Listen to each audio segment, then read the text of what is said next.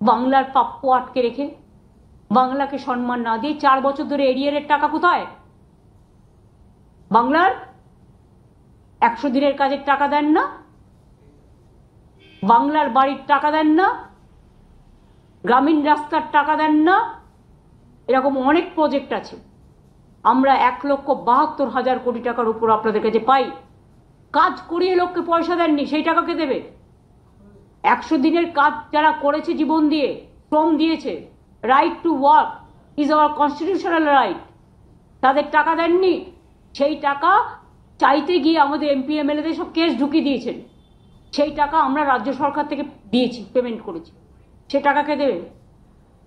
এই যে 4 বছর ধরে আমরা কর্মশ্রী করছি আমাদের নিজেদের টাকায়, সে টাকা কে দেবে?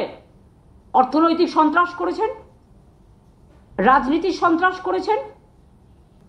বাংলা দিবস পালন করছে যারা বাংলাকে অবজ্ঞা করে, বাংলাকে বঞ্চনা করে, বাংলাকে লাঞ্ছনা করে।